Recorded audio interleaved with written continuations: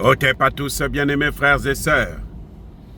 Comme je disais dans mes vidéos précédentes concernant la RDC, que M. Kagame, en fin de compte, ne quittera pas la RDC tant qu'il ne sera pas contraint par la force des choses.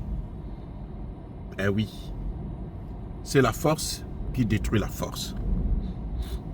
Donc le président Tshisekedi, encore, je le répète une fois de plus, doit réformer son armée. Pas compter sur l'armée américaine.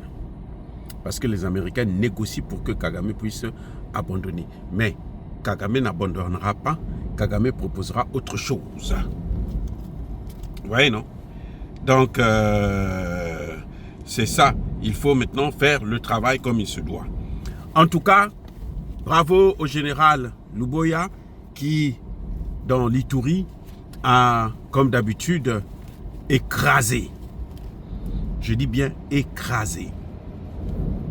Rwandais et Ougandais qui tentaient de s'emparer de, comment on appelle cette ville, de Djukou. Dans le territoire de Djukou, tout au long du lac Albert, hein, l'armée ougandaise, les M23, l'armée rwandaise, ils ont lancé l'assaut et ils ont été bien accueillis par les hommes du général Luboya Kashama qui les a écrasés littéralement. Ils ont tous été neutralisés, envoyés au repos éternel, notamment dans les parties comme Ar, Lugwalu, Fataki, Masiba, Masikini, Doudou, jusqu'à Nyamamba. Toute cette zone-là, aujourd'hui, est contrôlée par les FARDC. Pour une fois, les FARDC se réveillent dans cette zone-là. Ils se sont réveillés. Et j'espère qu'ils vont continuer à se réveiller. En fait, le problème des FARDC, c'est les généraux. Ceux qui sont sous la direction des vrais généraux congolais font leur travail comme il se doit. Et on n'a pas de reproche à leur faire. Mais ceux qui ne sont pas sous la direction des bons généraux, eh ben, ils sont corrompus. Et puis bon, ben, ils détruisent le pays, ils le vendent. Mais c'est encore pour combien de temps? Ça ne devrait plus durer pour encore très longtemps.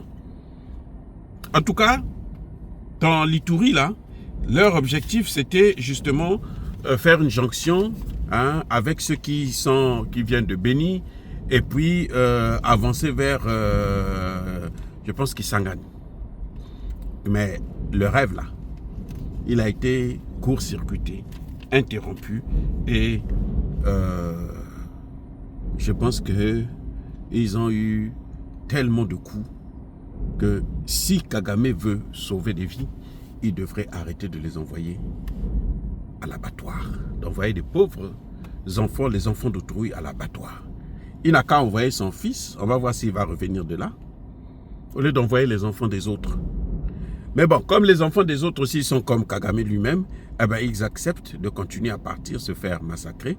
Et puis, bon, ben, on n'a que les yeux pour regarder. Pas pour pleurer, parce qu'on ne peut pas pleurer, puisque nous pleurons déjà ce qu'eux, ils massacrent. Donc, nous, on ne fait que regarder maintenant comment eux, ils se font envoyer au repos éternel. Tous les jours, dans certaines zones. Les amis, soyez bénis, abondamment bénis par le Dieu de Kémité, par nos ancêtres angélisés. Vive l'Afrique éternelle, j'ai dit et j'assume.